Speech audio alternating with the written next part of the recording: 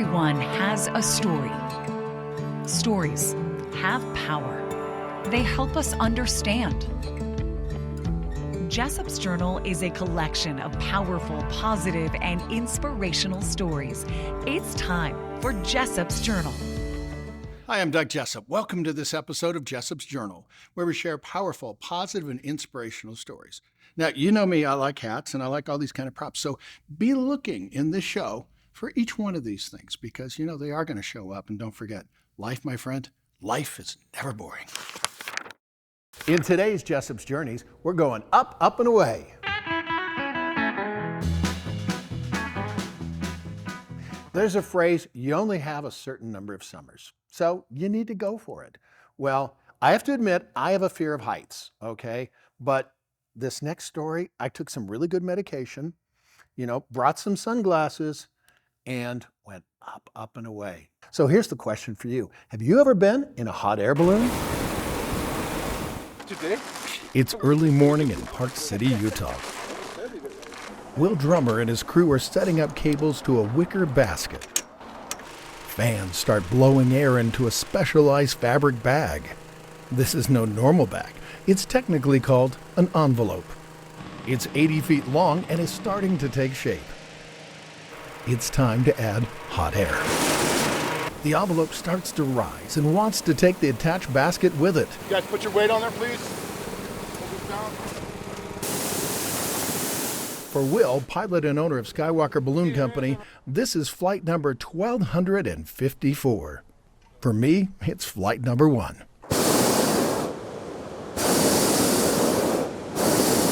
Straight east, you see a little cone-shaped mountain. That's Kings Peak, Utah's highest peak. Mount Timpanuga's over there, which is at 11,750, I believe. We are 200 feet higher than that. So we are on average right now 1,000 feet higher than the highest mountains in our mountain range. It's fantastic. It is really gorgeous out here. Amazing, priceless view. Quiet calm around us is breathtaking. It's a lot smoother than I thought it would be. I thought it would be a lot bumpier and the process would take a lot longer. The only thing that you hear is the occasional burst of the burner. I want your best imitation of a burner sound. Very fascinating. I got to assist with the process, and I might own a balloon company someday. Very nice. If you get a chance to take a walk in the sky with a hot air balloon, I say go for it.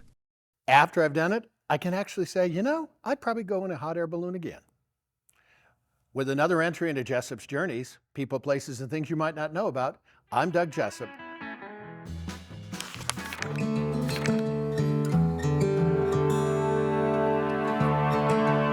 One of my favorite inspirational quotes is from Audrey Hepburn.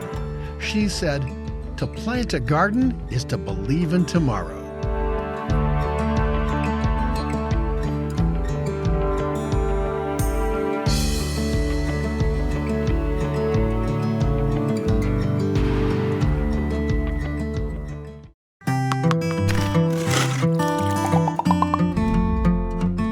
Hi, this is Doug Jessop, TV Garden Guy, with Lorene from Mill Creek Gardens, where? It's always a great day. Now, it's a great day when you get to plant roses. What are some of the tips on making sure your roses are going to survive and do well? Doug, the plants have these stems coming off the crown of the plant. This is the bud of the rose. And you're going to want one like thumb size and then pinky size, 2 or 3 of those. And they're also, it's good to have them vased out, because when you trim, you want to have that open rose bush so that this growth can come up like it's coming up. This is a perfect one right here. One of the things that's most important for people to remember is that roses bloom on new wood. So you need to prune. You do need to prune it. It's also fun to just go out in the garden and just do some cutting to put in your vase. And these roses smell wonderful. Broadcasting from Mill Creek Gardens, 3500 South, 9th East, I'm Doug Jessop. This hat is called the Falcon.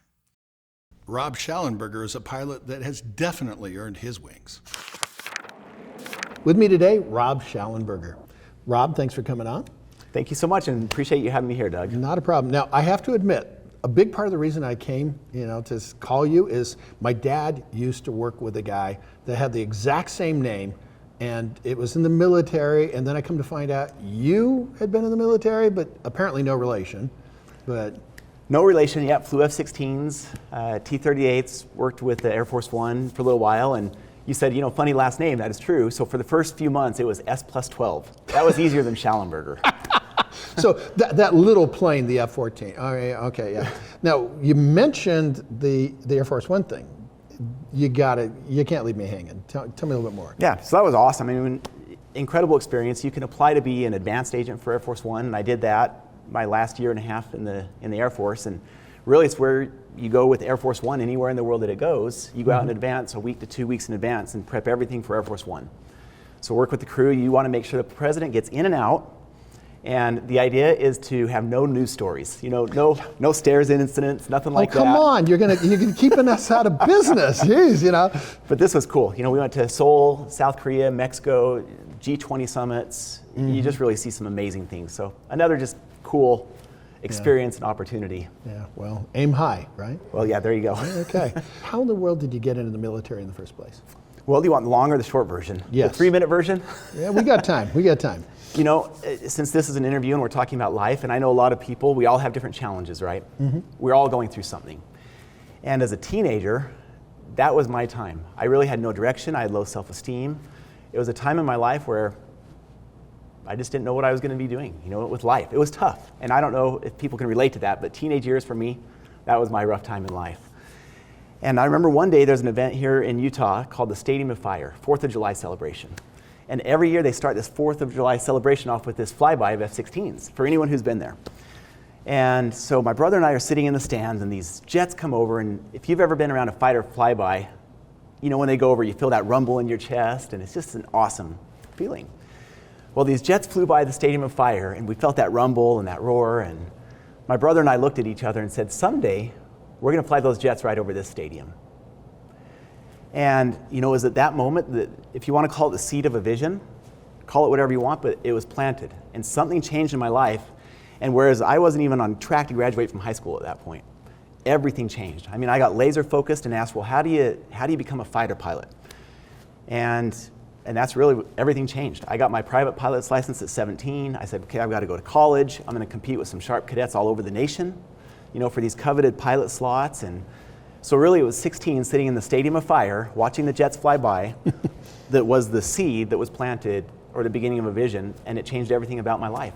And ironically, 15 years later in 2007, both my brother and I had the chance to fly by the Stadium of Fire, him on the left side of the formation and me on the right side. We both became F-16 pilots. We did a broadcast from the cockpit. Oh, yeah? So Senator Orrin Hatch made the introduction. He was the senator at the time. He made the introduction. It was up on the big screen. My brother made a comment. I made a comment. I remember lining up. We flew over the stadium. Everyone's cheering in the stadium, and you don't hear any of that in the jet. You just hear. And after we'd gone by, the ground controller came over the radio and said, nice flyby, perfect timing. Congratulations, Shallenbergers. I remember chills up and down my arm and a tear in my eye. And it had really been 15 years to the day since we had sat in the stadium saying we're going to fly over the stadium someday. And we timed it so that, right when we fly over the stadium, it was perfect. So yeah, it was all lined up. Big Jumbotron cameras in the cockpit, family down in the stadium all crying. Oh yeah, I can believe it. So there you go. That's how it all happened. So now, you actually were a pilot right after 9/11. How did that change for lack of a better term, the mission of the military and specifically for the pilots? Yeah, it changed a lot. I remember, just like a lot of people do, that exact day. I was in pilot training at the time in Oklahoma, and we were night flying. So, we're not getting back till 1 in the morning, and just we're in that phase of training. I remember waking up at about 7:30 or 8 in the morning, because we'd gotten home late the night prior, and my wife came in the room and woke me up and said, Rob, you need to see this. I walked out, flipped on the TV right as Tower 1 was collapsing.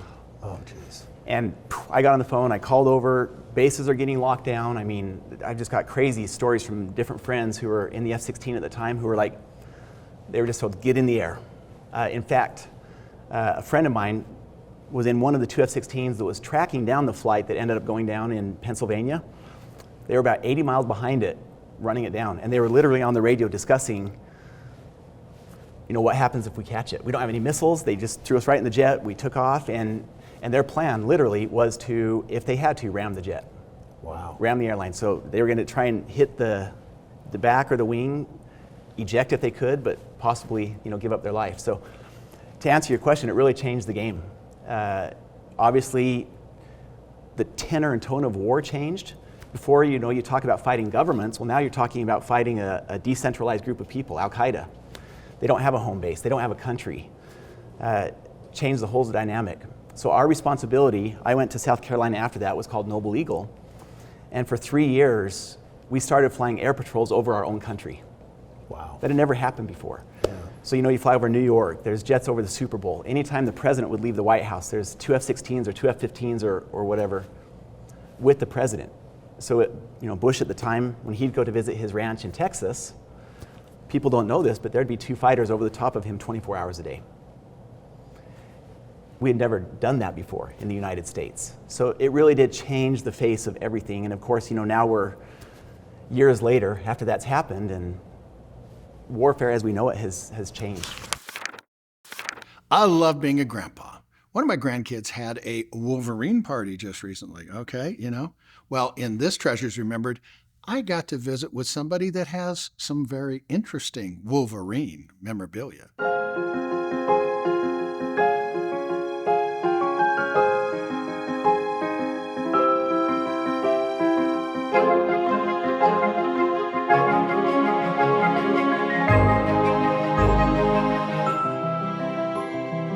With me today, Brandon Fugel. Okay, Brandon, we got these funky looking little claws, and I think there's a story. What is it? Yeah, these are the actual adamantium claws worn by Hugh Jackman as the character Wolverine in X-Men Origins Wolverine.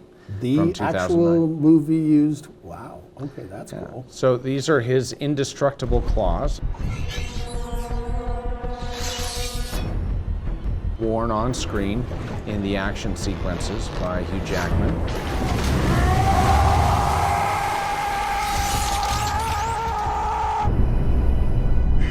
We also have the dog tag that on one side says Logan, which is his real name, and then the other side is Wolverine. And you also have the meteorite that contains the indestructible extraterrestrial alloy that is adamantium. We're about to begin bonding adamantium to weapon exoskeleton, where they essentially process the ore. It's a great piece of cinematic history. Wolverine is really the iconic Marvel character for a lot of people, and it's such a treasured piece of movie history. The holding company that I set up to acquire the infamous Skinwalker Ranch in the Uinta Basin is none other than adamantium real estate, which in other words is translated as indestructible. We're sticking with the theme of movies and memorabilia. I got to visit with the founder of FanX.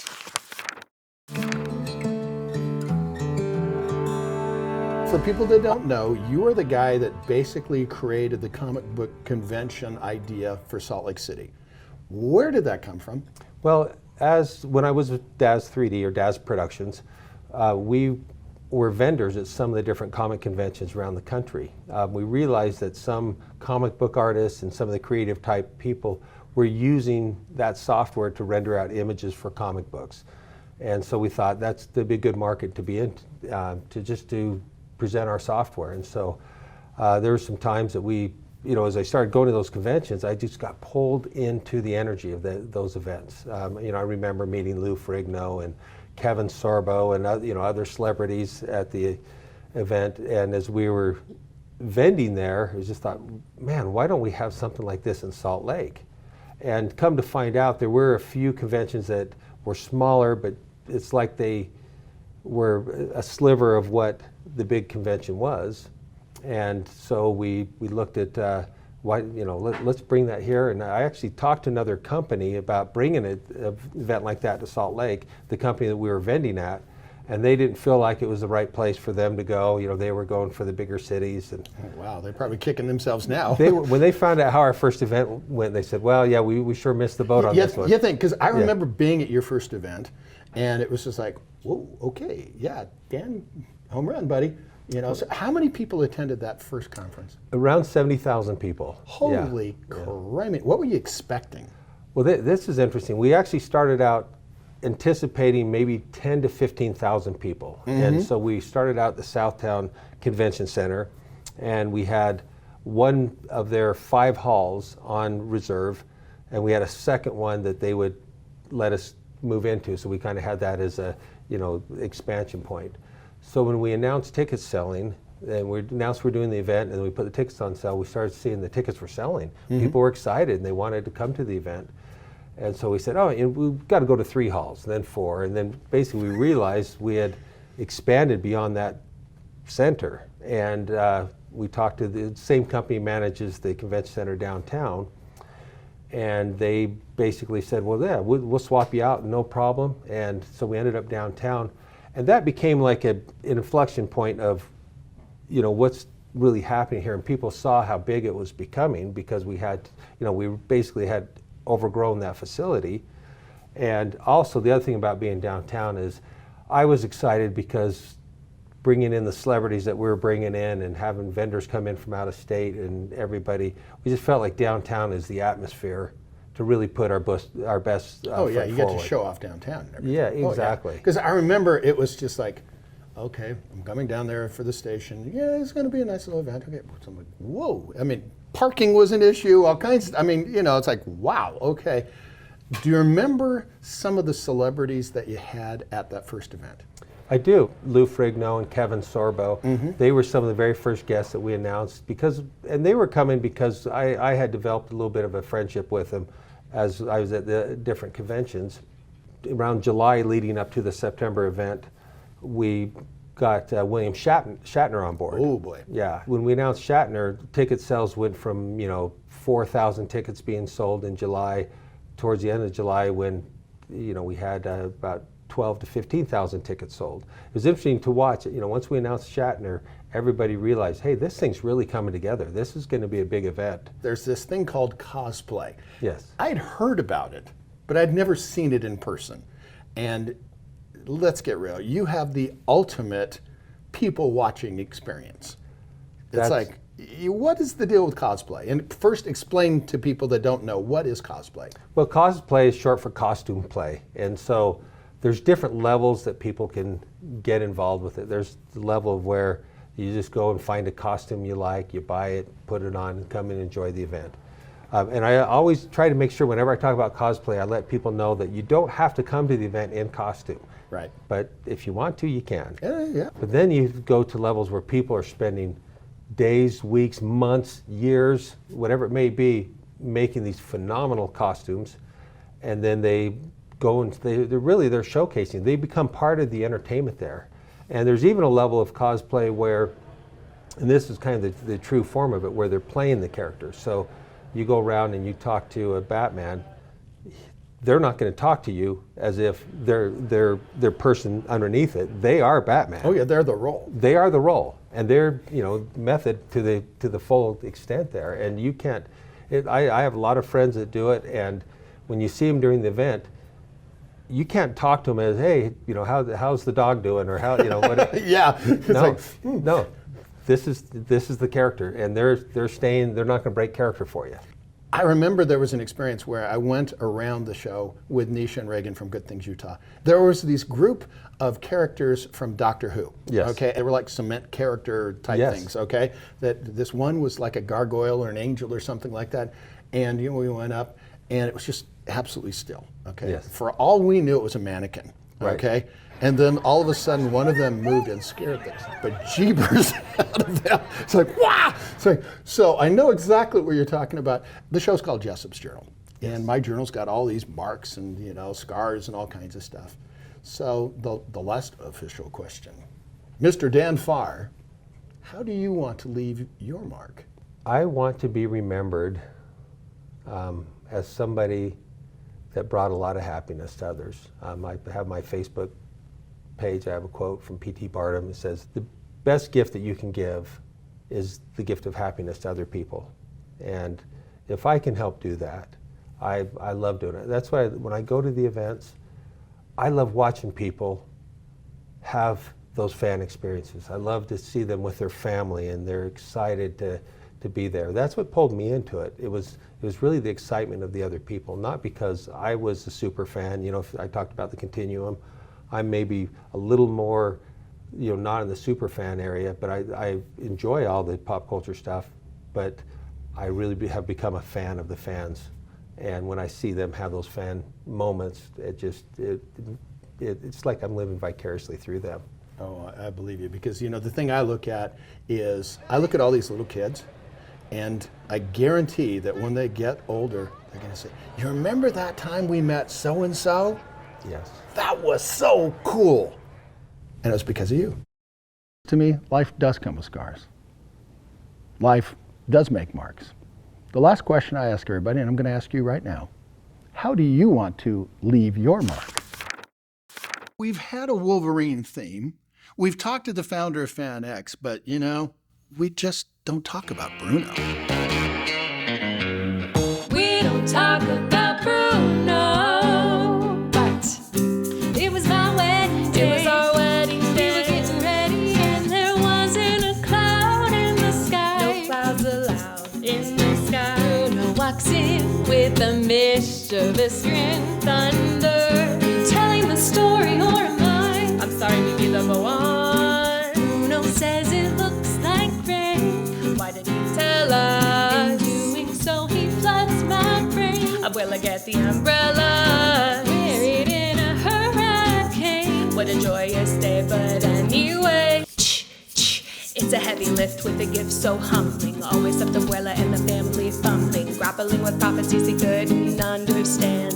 Do you understand? 7-foot frame, rats along his back. When he calls your name, it all fades to black. Yeah, he sees your dreams and feasts on your screams.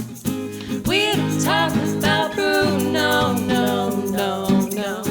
He told me my fish would die, the next day he did. No, no. He told me I'd grow a gun, just like he said. No, no. Said all my hair would disappear, now look at my head. Your fate is sealed when your prophecy is read. He told me that my life of my dreams would be promised and someday be mine. He told me that my power would grow like the grapes that thrive on the vine. Oye, Mariano's on his way. He told me that the man of my dreams would be just out of reach. Betrothed to another. It's like I hear him now. I want not a sound out of you. It's like I can hear him now. Bruno. Yeah, about that Bruno. I really need to know about Bruno. Give me the truth and the whole truth, Bruno. Isabella, your boyfriend's here. Time for dinner. A 7-foot frame, rats along his back. When he calls your name, it all fades to black. Yeah, he sees your dreams and feasts on your screams. You're telling the story, or am I? Bruno says it looks like rain. In doing so, he floods my brain. Married in a hurricane. We don't talk about Bruno, no, no, no. We don't talk about Bruno.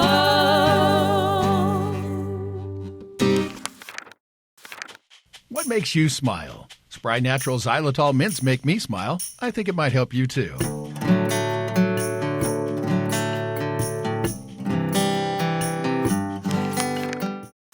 Everyone has a story. Stories have power. They help us understand each other.